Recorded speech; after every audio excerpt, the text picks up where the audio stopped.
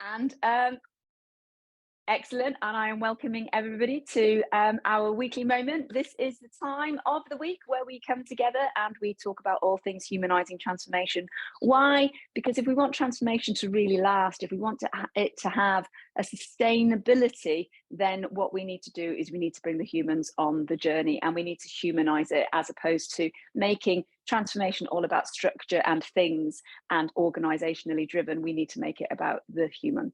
And today, what I wanted to do is I wanted to talk about this 5-letter word that is, gosh, it's just 5 letters. It's a wee little word, but my goodness, can it pack a punch when it comes to Marmite. You either love it or you hate it.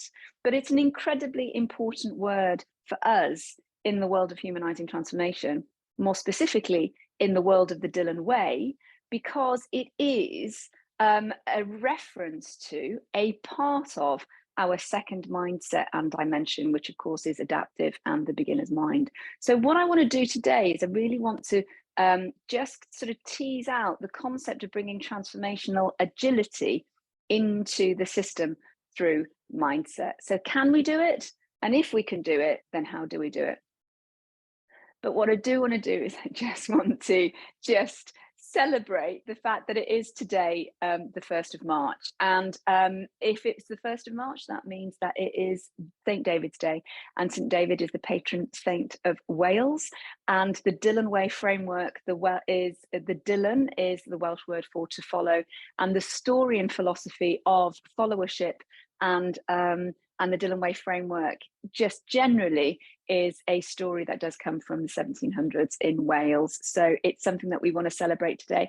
And there's another couple of things to celebrate about today as well, is that the 1st of March also marks for everybody in the Northern Hemisphere the beginning of spring from a meteorological perspective. And if there are any astronomers out there, it is also around about the time of the year where we can, with the naked eye, see Saturn. And Saturn is a really important planet when it comes to being adaptive, when it comes to stretching and transformation, because it's the furthest planet that we can see when the timing is right with the naked eye. So when you are talking with astronomers, they often talk to Saturn as being a boundary. The boundary of what is within our sphere, what is within our visibility, and everything beyond Saturn is probability and possibility. So there's a little bit of stretch in there. So it's a nice little kind of connection to today's session. So what do I want to do? Well, what I want to do today is I just want to provoke and introduce you to how we might bring this second dimension, this second mindset, the adaptive beginner's mindset, into an organization at scale. So if you're working on transformation, if you're working in the world and of culture, then hopefully there'll be some things today that will support you. Now, when we talk about the second dimension, the second mindset, we talk about the adaptive mindset, but we also talk about the beginner's mindset. And we can pull these two things together apart and go deep dive into each and every one of them. And it is important for us to do that for our own practice as modern leaders, and equally understand it for transformation at scale. So let's just quickly have a look at these two areas and deep dive into them before we go into the kind of journey of bringing them into a scaled transformation. So adaptive really for us is, how do we help ourselves and others see beyond what is obvious? So there's something here about being able to understand the art of the possible, to be able to see what the probability of the future is, to visualize as opposed to just physically see, but to be able to, with our mind's eye, visualize what the potentiality of the future is, and therefore challenge conversations around what people see as obvious and see if we can take them beyond it. So seeing beyond obvious is really important foundationally for us to be adaptive. If we want to be adaptive, we have to know, we have to have a sense of what is on the other side. So we need to be able to see beyond the obvious. There is also so important. And this is a little bit of a challenge for everybody here today, and listening on playback, is habitually expanding. How are you expanding your own frame of reference? So not just your knowledge, because knowledge is just a part of expansion, but your forward-looking lens, your outward-looking lens, and your inner-looking lens. So this is who you are, getting to know yourself more deeply every day, expanding out in terms of understanding what is going on around you. So it's not just the micro view, but it's the macro view of what's happening technologically, societal, economics, etc.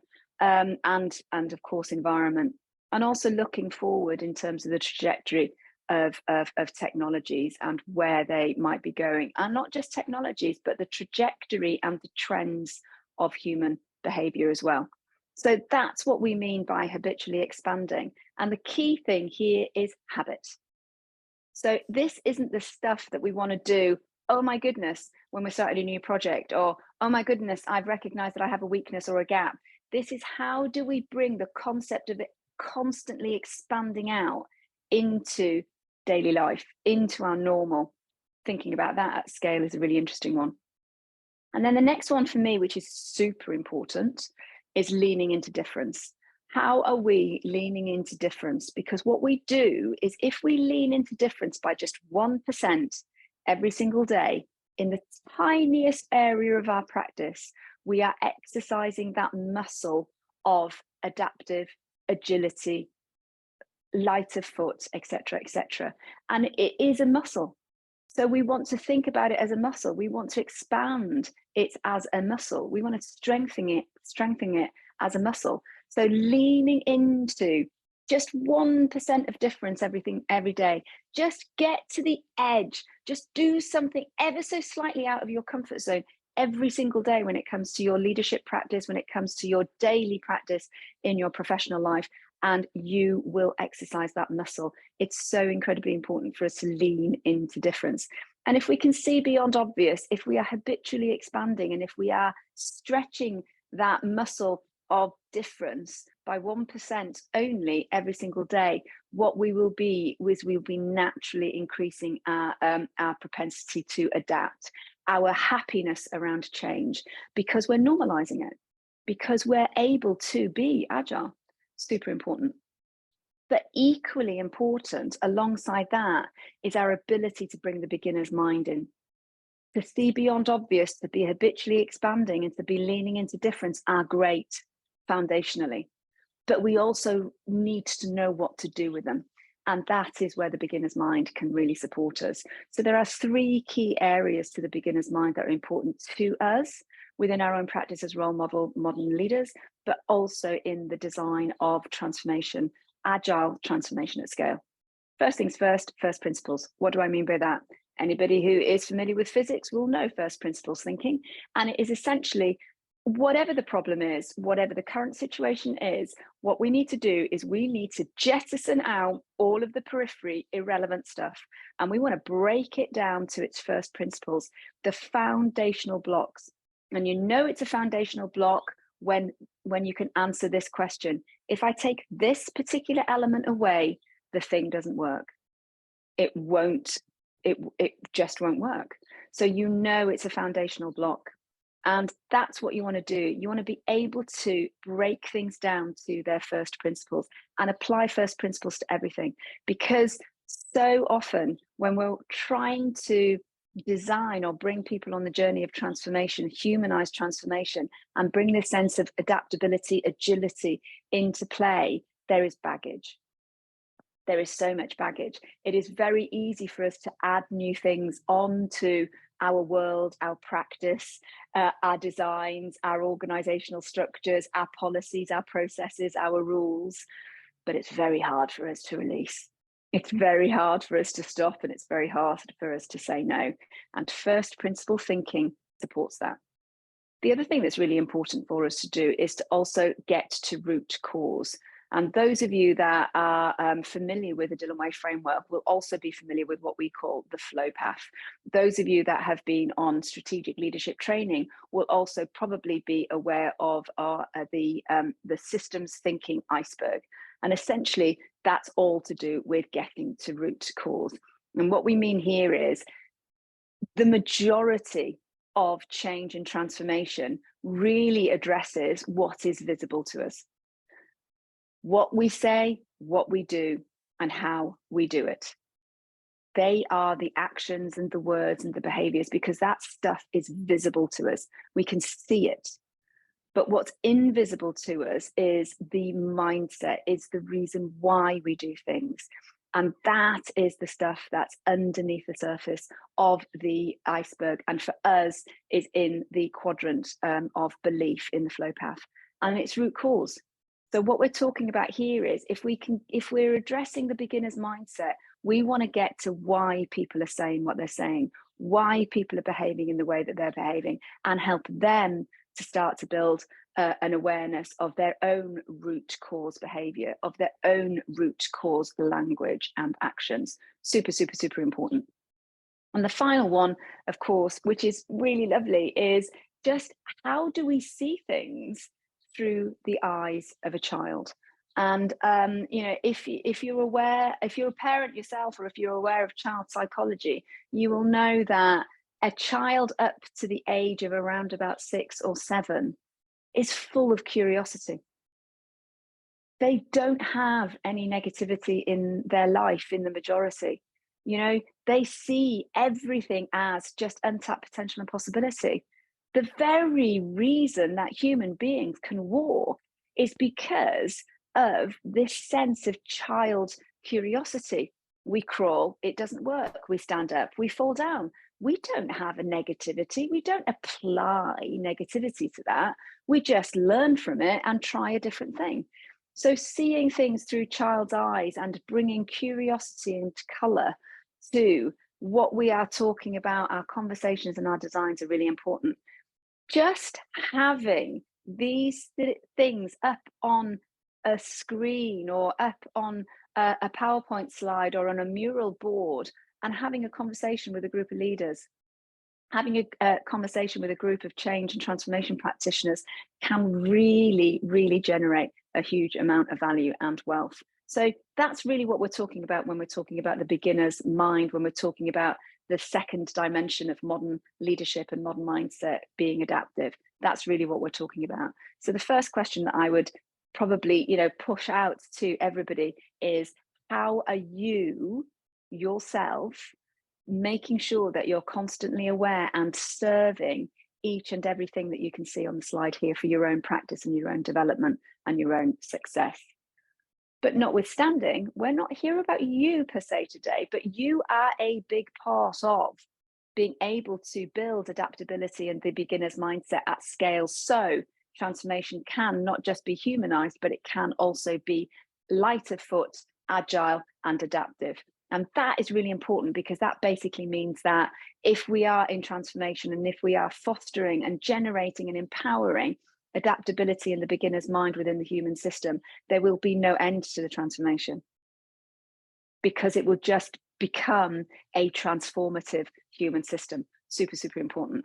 So what I want to do now really briefly is just take you through what we call the human curve of transformation. And the human curve of transformation are 7 stages, and the 7 stages that we use in all of our design when we are designing any mindset shift within a human system, be that one to one, one to few, or one to many.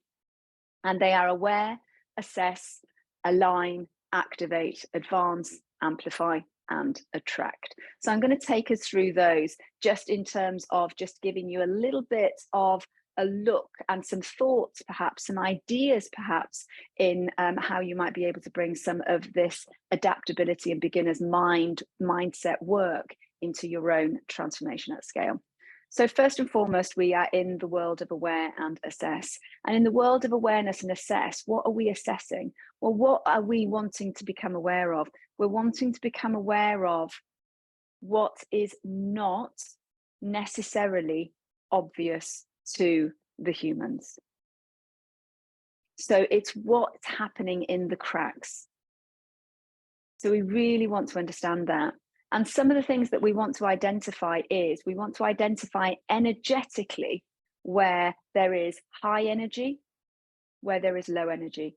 We want to identify the evidence of the truth in terms of what people are saying and what people are doing and how they are doing it, whether that is, in support of transformation or not. So there is positive and negative when it comes to identifying energy and also evidence of behavior and words and actions. We want to look to humans for that, but we also want to look to organization. So thinking about mapping human energy and human evidence anthropologically, but also mapping the organizational stuff. And you'll already have probably, process mapping happening, and that's great. But what you want to do is you want to overlay that with the truth of what people are saying and what people are doing at those stages and how they are doing it. And you also want to see if you can map the energy, because energy is really important. And if you haven't gone into the world of energy when it comes to change and transformation and leadership development, I really highly advise that you do. And two key areas for you to go and have a look at is the work of Kim Cameron in Michigan University with positive relational energy. Great case studies in there, some fantastic research, and also look at the work of Shizad Karmeen and positive intelligence, PQ. Really important areas that are emergent but super powerful and important for bringing people on the journey of change with us.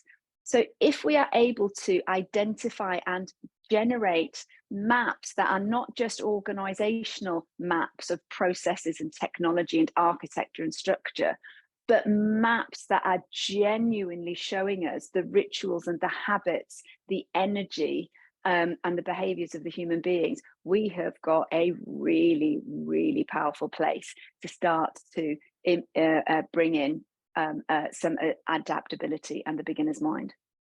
And just quickly before I move on to the next bit, what is super exciting is that the Agile Alliance organization did actually do a huge experiment, and they did a huge experiment following on from a failed transformation. So they had a customer that had failed transformation, and they designed what they called a re-transformation program. The failed transformation had a tenure of 2 years, so it wasn't something quick. And what they did was they put together a re-transformation design and program, and they recognized that the gap was in the way that people think. The gap was in really understanding this sense of who we are, not what we do. And in that experiment, in that retransformation program, what they identified was the heavy mindsets, what I was talking about earlier on. You want to identify the high and the lows of energy and evidence of behavior. And that's exactly what they did here. And these legacy mindsets are the negative, heavy mindsets that they were able to identify in the aware and the assess stage of the transformation experiment. And it's really interesting because the key thing is not necessarily that they evidenced them or they were able to map them, is what did they do with them? And what they did with them was they reframed them into positive mindsets. Now, those of you that are aware of our work in Humanising Transformation and the Dilyn Way will know that reframing is incredibly important. It's so central and fundamental to our work. So for us, it's not just reframing the mindset, it's actually reframing the narrative of the what we've mapped. So if we are identifying somebody that might be, I don't know, we can pick one of these here, which is, maybe the fatalistic mindset. So somebody that is just given up before they start. It's like, it's not going to work. Oh, we've done that before. I'm not going to go there. It's just cup half empty. If we have mapped the words that they use, if we have mapped some of their practices and the way that they deliver, we can start reframing. And the easiest thing to reframe is words. It's a little bit harder to reframe an action, but you can. It's a little bit harder still to reframe a behavior, but you can. And those things support us in mindset shift. So thinking about mapping the actual words that people are saying, and perhaps just looking at some of these heavy mindsets and then reframing these, why not? But we also in the Dilyn Way have our 7 mindsets, of which the adaptive beginner's mind is one of the 7. And everything that we see here just basically just maps to our 7, not directly, but just in terms of cross-referencing. So something for you to look at there. Then we move on to the 3rd stage. And the 3rd stage is where we align. And what are we talking about here? Well, what we're talking about is everything that we have pulled in from the first 2 stages, everything that we have mapped and identified in terms of high energy and evidence and heavy energy and evidence. What we want to do now is we want to tie everything that is positive, tie everything that we want to do in our design to what's already there. Why? Because we follow the law of Maya, most advanced and yet acceptable. So we don't want to introduce new right at the start. What we want to do is we want to take people on a journey. So if we understand already where they're at in terms of their zone of familiarity, their norms, their habits, their rituals, then what we want to do is we want to just start to stretch from there. The only caveat that I would give is that stretch has to be in the direction of the future vision of the transformation and not just any stretch anywhere, because we want all of our humans to be pointing in the same direction. And where can we make this stretch? We can make this stretch in areas that are norm, areas that they are already familiar, structural bits that are in the organization already. So play with what you've got is the sense here, but not just monkey with a machine gun. You're playing with what you've got, and your intention is to get everybody directionally in pointing towards your moonshot.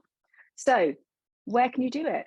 Think about, does the organization, does the department, does the project or program, does the team that you're working with have values, principles, or behaviors that are identified as intentional? These are where we want to go. This is who we want to be. Does that stuff exist? And if it does, then just start to stretch it a little bit. Just stretch it. And I can tell you, with organizational values, that's more often than not relatively easy, because an awful lot of organizations tend to have quite generic values, which means that there is room for us to stretch. And it's brilliant, because what you're doing is you're playing with what is in your gift already. Thinking about existing technologies, an obvious one is Office 365 or any other kind of social platforms that are used within the organization for communication. Just start to introduce stretch to those. Also thinking about existing metrics and targets. Where are their KPIs? Where is their performance management? Think about all of those metrics and targets that are already there within the team, the project, the program, or the organization, and see whether you can introduce just something which is a little bit stretched. And of course, most importantly, is to really stretch where people are already evidencing high energy and where they're already evidencing, human strength, core strength around where you're going is super important. These are your early adopters. These are your bee to a honeypot kind of attractors in the organization. So just really, really getting them to, lean in and be more visible and be more vocal. And that's all we need to do in a line. The next thing we do is we move into stage 4. And stage 4 for us is activation. Now, the interesting thing here is we're not talking about, let's get everybody into action. Quite the opposite. Why? Because we're talking about mindset. So everything about what we're doing here is slightly subtle, because so much of what we're talking about here is deep inside the human themselves. So the key thing for us when it comes to activating adaptive beginner's mind, agility at scale, is bringing in the disciplines of coaching and mentoring. Not one or the other, but both. Coaching will help an individual and a team and an organization explore for themselves It will build empowerment. It will increase independence. Mentoring helps people expand. It gives that stretch. It is the trainer, you know. You want both of those things, and they can be within the same person, but they can be two separate people. The key thing for me here is this: you want to provide coaching and mentoring support, but you also want to develop the concept and the attributes of coaching and mentoring within the individuals. So you want to give it, but you also want to empower people and help to develop people to also give themselves coaching and mentoring in conversations, in everyday life, in everyday moments. So you really want to think about how you're able to activate these two elements. And these two elements are what will support what's underneath the surface of your iceberg, or the rituals and the beliefs, limiting or expansive, in your flow path. Super important.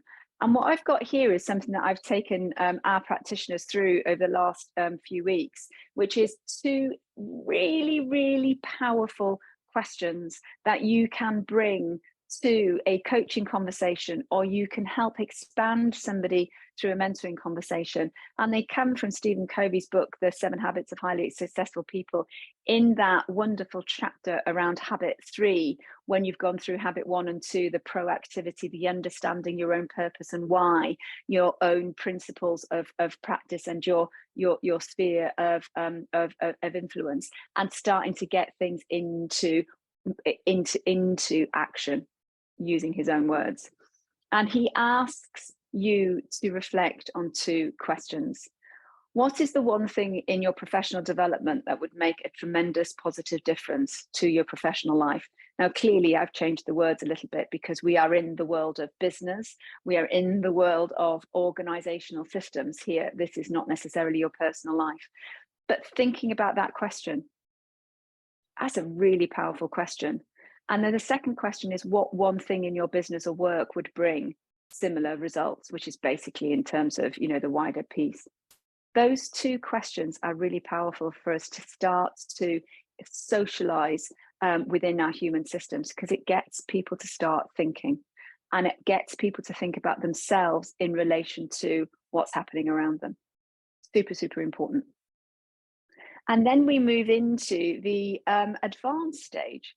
And the advanced stage is really important, because this is where we start to think about sustainability. This is where we start to give the human system within the transformation the things that they need to give them, you know, the water and the food and the sunlight, every single opportunity for them to grow and flourish, so that they're not going to grow just as a, you know, a weed and die. They are actually really, really strong, and they're able to flourish and flower. So the 3 things that we want to do here are diversify, add difference, and ditch what's not serving us. So diversification is really important. Diversification is just getting people to understand when there is, you know, there is sort of just connections with other people, bringing color of diversity into play. If you haven't read about what's going on at the moment with the whole movement around neurodiversity, it is massive. It is brilliant. This is color. This isn't weakness. This is color that we need to bring in. So thinking about where we can diversify, thinking about where we can just connect and broker, you know, community, business leaders, education, society, all of these things, and bringing them into just creating a more diverse, a more colourful frame of reference for the humans in our system, so that we haven't got that blinkered view. We are not in the silo. We're breaking the silos. So thinking about where we can diversify is really, really important. And the second one is difference. So thinking about, again, as I mentioned at the start, you know, leaning into difference. When you're working with your leaders, when you're working on the design of your transformation, where can you help build the muscle of difference within the human system? by 1% every day, just by 1% every day. Thinking about the Google whispers, thinking about just some tiny, tiny, tiny, tiny little nudges, 1% a day. Can you do that? Absolutely, we can all do that. Do we design it in change and transformation? Very, very rarely, especially en masse, especially at scale. And what we can do is we can empower people and bring people on the journey to help us create these 1% of difference. It's super, super, super powerful to build that muscle at scale. Really important. And the final one, which might feel the hardest of these three, is where we ditch what doesn't serve us. And the things that we want to ditch are, number one, our rules. Break the rules and follow the rules. And what do I mean by that? A rule, excuse my French, is a bullshit rule. That is a wonderful term that was coined in the book by Vishen Lakhiani when he talks about extraordinary leadership. Rules are rules that we follow that we know don't work, that we know don't serve us, but we do it anyway for very, very, very different reasons. It could be because we just don't want to. We just don't want to put the effort in. Or it's because the system is telling us that we have to. Or it's because I don't have access to what I need. Or it's just because it's actually just a simple management rule that was something that was introduced by somebody 5 or 10 years ago, but it's still here.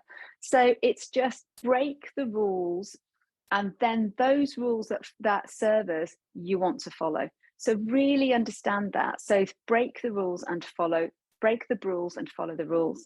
The other thing that we want to do is reduce friction. And that is the complexity. That is the unnecessary stages and steps that just don't serve us. And this is not just process that, in terms of the more traditional process mapping. This is anything. This is anything. This might be, why are we having meetings for an hour? Or why do we have to have that reporting once a month? So it's just thinking about where there is friction, where there is complexity, and how we can simplify, or where there are things that are just incoherent, not quite connected. Why are we doing it? And then from a behavioral perspective, a little bit more of just like, what can we release? What baggage do we have ourselves? What baggage is there around us that we can release? So ditching rules, ditching friction, and jettisoning off some of that baggage, super, super important. How can you think about bringing this into conversation? How can you think about empowering it across people that are in your transformation? How can you think about designing it into whatever interventions that you're putting into play? Super, super important. And amplify, the penultimate one. Gosh, this is really important. Why is this important? Because this genuinely is where the transformation becomes an inside out. This is genuinely where the transformation becomes owned by individual and also becomes something that is the identity. So this is really where we're pushing. This is really where we are building a new identity for the organization, which is a transformational identity. It can change and evolve and transform from the inside out as a result of the work that you're doing. And the two things that are super important here are, number one, dopamine. And what do I mean by dopamine? Dopamine, the chemical dopamine, when it is released in our brain, is essentially the happy chemical, which makes us feel good. It's the feel good factor. And when we are feeling good, we can't feel bad. When we are feeling good, we think about the positive. When we are feeling good, our language is energized. So we can't have two thoughts at any one time. It's either going to be a positive thought or a negative thought. So if we are designing interventions and experiences that are specifically driven to have a consistent dopamine fix, then what we're doing is we are reducing the propensity for negativity in language, in action, and in behavior. So think about where you can bring dopamine through reward, through motivation, through incentivizing, and through recognition. Just think about where you can bring that. You can also use play tactics as well, serious play tactics. And the second thing is consistency. And consistency is probably something that is very, very natural and something that is familiar to most people on the call today. What do I mean by that? Well, consistency in terms of repetition. You know, we all know by now that you have to say something, you know, 7 to 9 times before an individual will have heard it for the first time, because of this complex world that we live in, so fragmented and so full of the kind of, you know, the moment by moment now generation. So really important for us to have that sense of consistent repetition in what we are doing and what we are saying and where our intention is, and not just the same thing in the same way, but thinking about the different, you know, richness of channels and the richness of ways that we can communicate. And then, of course, monitoring and measuring so it is transparent and visible, monitoring and measuring so that it is in real time, because this is about the humans. We want to see what we are doing and where we are going, measuring that and monitoring that. I think there's something really important about measuring and monitoring as well, is this: don't make it about the business. Don't make it about the project. Don't make it about the transformation of the organization. Empower and work with individuals to create their own personal monitoring and measuring techniques or frameworks. Really important. So that is for the individual as well as for the group. And then finally, we have attract. And attract is, for those of you that are familiar with Humanising Transformation and the Dilyn Way framework, will know that this is absolutely pivotal. It is going out and multiplying. This is where we are empowering the role models, where we're empowering those positive attractors, and we're encouraging them, and we're letting go. So we're basically saying, and now here it is your role. You go forth and you multiply. You go and create your own succession planning, and have you know, and go through the curve with the people around you. So this is the ripple effect out. Super, super important for us to do that.